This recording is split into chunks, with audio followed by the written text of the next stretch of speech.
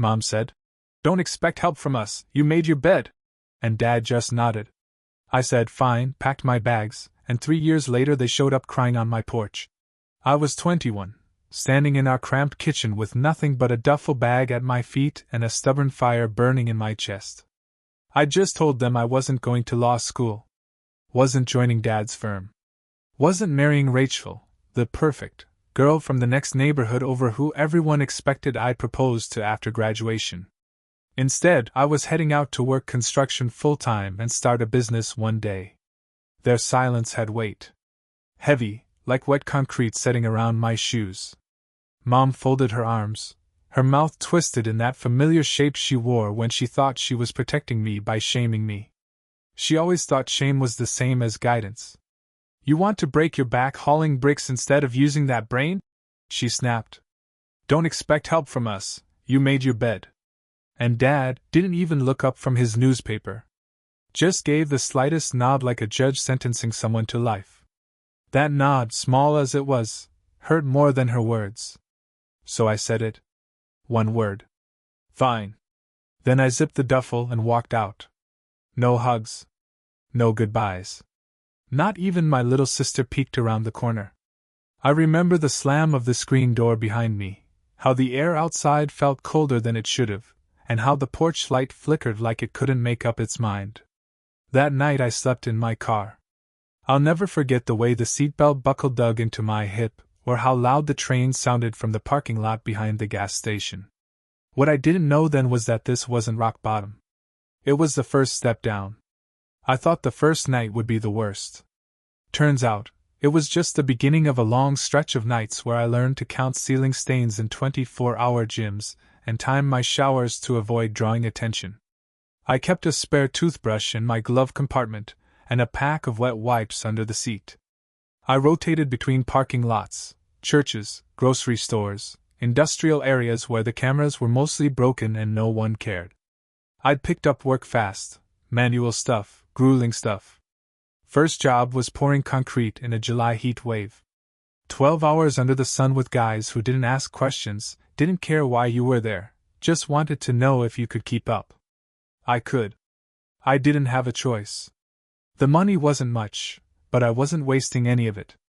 No drinks. No splurges. Just gas, granola bars, and the occasional diner coffee so I could sit somewhere warm and pretend, for a half hour, that I belong. 3 months in, I finally got a room. Technically it was a converted laundry space in the back of a guy's garage. Smelled like oil and mold, and I shared it with spiders and the occasional rat. But it had a door. 4 walls. A cot. I paid $75 a week in cash, and never once asked his name. In that room, I started learning. I'd always been good with my hands. Building, fixing, figuring out angles and weight distributions without measuring tape. So I started watching videos. Carpentry, framing, drywall, tiling, anything that could turn a labor job into a skilled job. At first it was just curiosity. Then it became a plan. I got hired onto a remodeling crew that didn't ask for a license, just proof you could hang sheetrock without making it look like a toddler did it. The foreman, Barry, was rough around the edges, gruff voice, beer gut, quick temper, but he noticed my work. By the 5th week, he let me run a small job alone. A bathroom teardown. I did it in 2 days and came in under budget. That was clean, he said. You got an eye for this. That was the first compliment I'd heard in months. I still remember the exact words, the way they didn't feel like pity or obligation. It was strange how that one sentence filled a hole I didn't know I was bleeding from. I started picking up side gigs after hours, handyman stuff, patching drywall, fixing rotten floorboards, replacing old kitchen cabinets. I charged less than the big companies and worked twice as fast. Clients started referring me to neighbors. I designed a cheap logo on a friend's laptop and printed business cards at a library. I called it Made Right Remodeling. By the end of the first year, I was off the cot and into a basement apartment that didn't leak when it rained. I had a work van, a business license, and more jobs than I could handle alone. Still no word from my parents. I used to imagine that I'd run into them at some store, Maybe in line behind them at the pharmacy or passing on the sidewalk. I used to rehearse what I'd say. Something cool. Something that showed them I didn't need their approval anymore. But as time passed, I stopped looking over my shoulder. I didn't need that moment. I didn't want it. I just wanted to keep building. Then came the phone call. Not from them, but from someone they used to know. The call came on a Wednesday afternoon, while I was measuring floorboards for a sunroom extension. I almost didn't pick up. It was a number I didn't recognize, area code from my old hometown. Curiosity got the better of me. "Hello? Is this Matthew?" the woman asked. "Yes," I said, cautious. "It's Mrs. Ellison.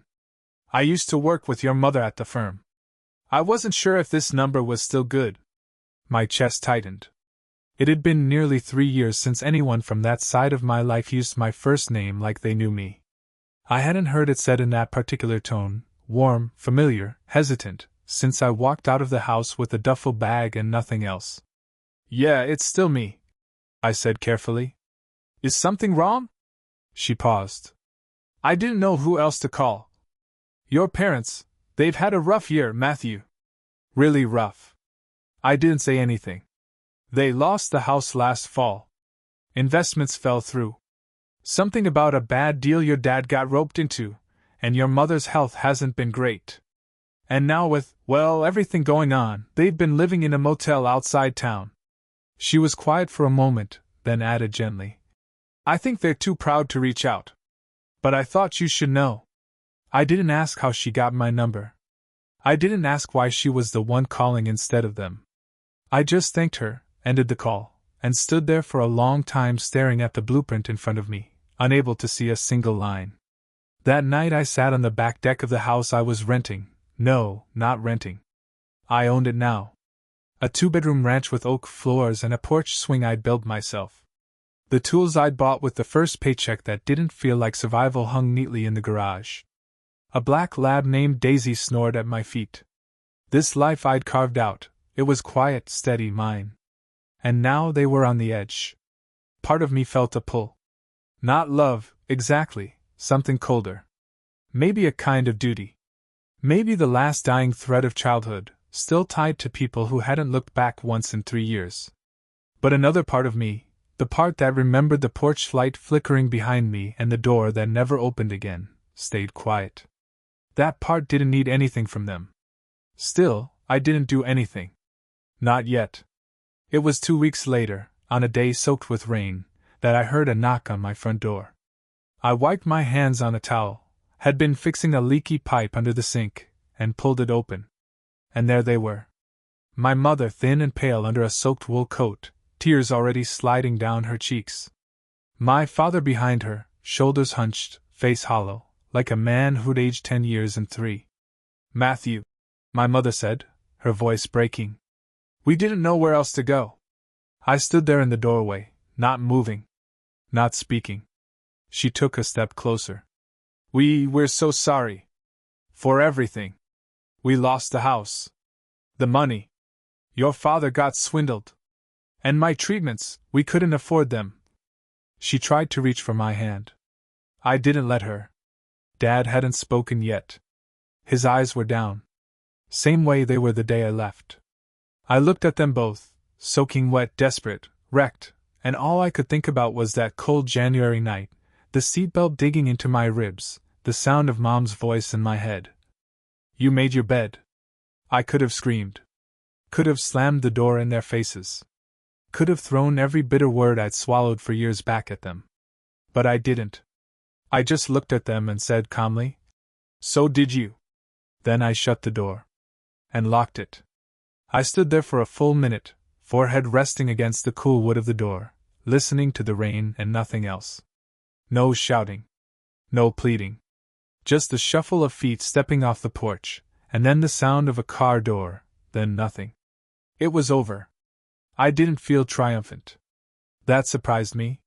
No wave of justice. No crackling fire of revenge well delivered. Just quiet. Inside, Daisy nudged my leg. She didn't know what just happened. She just wanted her dinner. I scratched behind her ear, then walked to the kitchen, turned the burner on, and went back to making soup like nothing had happened. Because the truth was, I didn't need to feel anything big. They had made me small once. And now I had become something steady, something solid. I didn't need them to see it.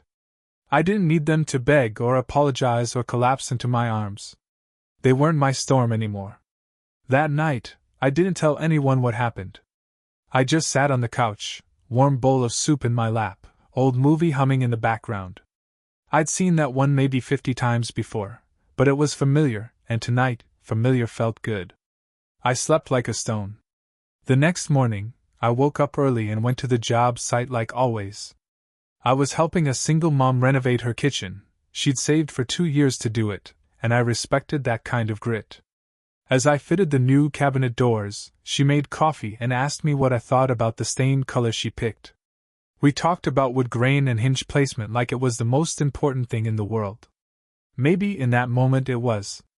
Later, as I packed up my tools, she asked if I ever missed my family. I didn't answer right away. Just tightened the last screw, stood up, and gave a small shrug. Sometimes, I said. But mostly I missed the version of them I made up when I was a kid. She nodded, not asking more. Some people get it without needing the details. That night, I pulled a dusty box from the top of my closet. Inside were old things: my high school diploma, a photo of me and my little sister from when we were kids, a crumpled acceptance letter to the law school I never attended. At the bottom was a letter I'd written to myself years ago, back when I first left. I'd scrawled it on the back of a diner receipt. It said, "Don't let their silence become your story. Make your own noise. Build your own walls. And remember, this pain? It's the price of freedom." I read it twice, then tucked it back in the box and slid it away again. That version of me, that hungry, furious, desperate version, he built this life. But he didn't have to live in it anymore. Now I did.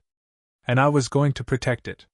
People think success shows up all at once, like some grand arrival. But the truth is, it sneaks up on you, quiet, steady, the way daylight slips into a room you forgot had a window. It started with a referral. Then another. Then I had more clients than I could schedule, and I was turning down jobs for the first time. Not because I couldn't take them, but because I didn't have to. By the middle of year 3, I had 2 trucks, 3 full-time guys on my crew, and a calendar booked 4 months out. I wasn't rich, not yet. But I wasn't scrambling anymore. I could breathe. I could sit in a coffee shop and enjoy a cup without checking my bank account first. I'd rented a storefront on the edge of town, tiny, nothing flashy, just enough room for a desk, a coffee maker, and some tools on display. Made right remodeling was etched in the glass. Every time I unlocked that door, it felt like I was unlocking something inside myself. People started calling me Mr. Hale. That was new. I didn't correct them. One day, I got a message from a local high school asking if I'd be willing to speak to their vocational class. "You're one of the few who made it without a degree," the email said. "Our kids need to see that it's possible." I stood in front of 30 juniors and seniors, hands in my pockets, jeans still dusty from a morning site visit, and told them the truth, that some nights you'll sleep in a car. That you'll doubt yourself. That people you love will leave, and you'll carry that silence longer than you want to admit. But also, if you keep showing up, something grows. Even if it's slow. Even if no one claps. I didn't sugarcoat it. But they listened. And when I walked out, I felt lighter than I had in weeks. A few months later, I got a letter in the mail. Handwritten. No return address. It was from my sister. We hadn't spoken since the day I left home. She was 16 then. Still in high school. Too quiet to pick a side. Now she was 20. In community college. Working part-time at a bookstore. She wrote that she'd heard about the business, that she was proud, and that not a week went by where she didn't think about how unfair it all had been. She ended it with, "I'm sorry I didn't say anything. I was scared. I hope it's not too late to fix that." I sat on the porch with that letter for over an hour. Didn't cry. Didn't call her. Just held the paper, let it warm in my hand, and finally, let it mean something. Because when someone reaches out without expecting anything, that's the beginning of something real. And maybe, I thought, not all bridges have to burn. It was a Thursday when the envelope showed up. Not a bill. Not junk mail. Heavy paper, gold embossed return address. I opened it without thinking, thumbing the flap open while eating lunch at my desk. Inside was a neatly folded letterhead and a small card. You are cordially invited to the 40th anniversary gala of Hale and Bridgewell LLP. I read the name again. Hale. My father's firm. The firm I was supposed to inherit one day, the one with the corner office already waiting for me, if I just followed the path they'd carved. The same firm I walked away from 3 years ago when I told them I wouldn't be wearing a tie for a living. The firm I hadn't heard a peep from, until now. There was a note clipped to the card. Matthew, we hope you'll attend. It would mean a great deal to your father. Richard Bridgewell.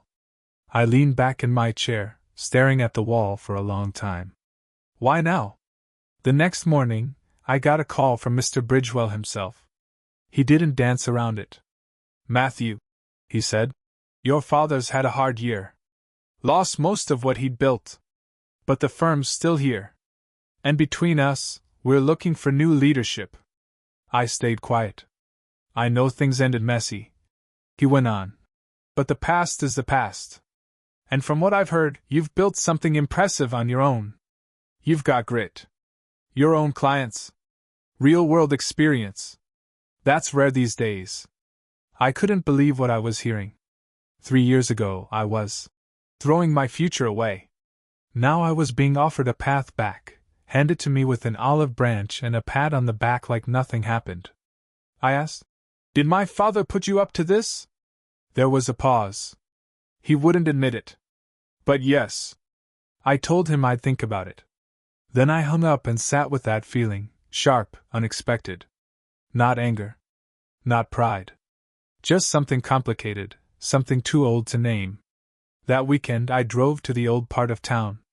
Parked across from the office building where my dad once made 6 figures a month and kept a framed Harvard diploma on the wall behind his desk. It was sleek now, remodeled probably. But I remembered the bench outside, where I used to sit as a kid waiting for a ride, watching him walk out in a tailored suit like he ruled the world. I sat on that bench again, now wearing jeans stained with sawdust and paint. Same name. Different man. I didn't go to the gala. I didn't return Mr. Bridgewell's second call. I just slid the invitation into a drawer in my office, right next to the first set of business cards I ever printed. That offer wasn't for me. It was for a version of me that died in a parking lot behind a gas station 3 years ago. And I'd spent too long building someone real to resurrect a ghost. A week after ignoring the gala, I got a knock on the shop door. It was my father. No suit this time. Just a windbreaker, jeans, and a face that looked like it had given up trying to hide how tired it was. He didn't ask to come in. Just stood there, hands in his pockets. I saw the trucks, he said. Heard about the work you've been doing. You've built something real. I nodded, saying nothing. He glanced at the logo painted on the glass. Made right remodeling. You know, he said quietly, I used to think success only looked one way. Corner offices. Firm handshakes. Prestige. I raised an eyebrow. And now? He shrugged. Now I live in a 1-bedroom motel with a woman I barely recognize. It hung in the air for a moment. Honest. Maybe the most honest thing he'd ever said to me. I didn't come to ask for help, he added. I just wanted to say, you were right. That almost landed. Almost. But I didn't let it. I couldn't. I just said, that's good to hear. He waited. Maybe for more. Maybe hoping I'd soften, offer something. But I didn't. He left quietly. And this time, I didn't watch him go. That night, I sat on the porch, same spot where I'd read my sister's letter weeks earlier. The air was still, heavy with that late summer hush where even the crickets sound tired. I thought about what he said. You were right. And how it didn't feel like victory. Because it wasn't about being right. Not anymore. Forgiveness, I realized, wasn't a door you opened for someone else. It was a weight you set down for yourself. I didn't call him. Didn't send a message. But I stopped carrying his silence like a wound. I stopped waiting for the apology that would never feel full enough. And in that stillness, I felt something lift. Not a dramatic moment. Not some cinematic release. Just space. Enough room to keep walking forward without dragging every broken piece behind me. It was early fall when she showed up. I'd just gotten home from a job, mud on my boots, sun still low in the sky, when I saw someone sitting on the porch swing. My sister. Emily. Same long braid she wore as a kid. Same nervous fingers tapping against her knees. She stood when she saw me, eyes glassy. I didn't want to text, she said. I didn't know if you'd respond. I nodded. It's good to see you. We sat there for an hour. Maybe more. No yelling. No blame. Just quiet truths. She told me how hard it was after I left, how our parents never spoke about it, just erased me from the house like a stain they didn't want to scrub. I used to sneak your letters out of Mom's drawer, she said. The ones you sent early on. My breath caught. I hadn't known any of them made it past the mailbox. She reached into her bag and pulled one out, creases worn soft, ink faded. My handwriting, slanted and tight. I hadn't seen it in years. I kept this one, she said. It reminded me you were still real. That did something to me. We didn't make big promises. Didn't try to patch every crack in one visit. But before she left, she hugged me, tight, like she was anchoring both of us. And for the first time in a long time, I let someone back in. Sometimes I sit on that same porch swing, daisy curled at my feet, coffee warm in my hands, and think about everything that's happened. Not with bitterness.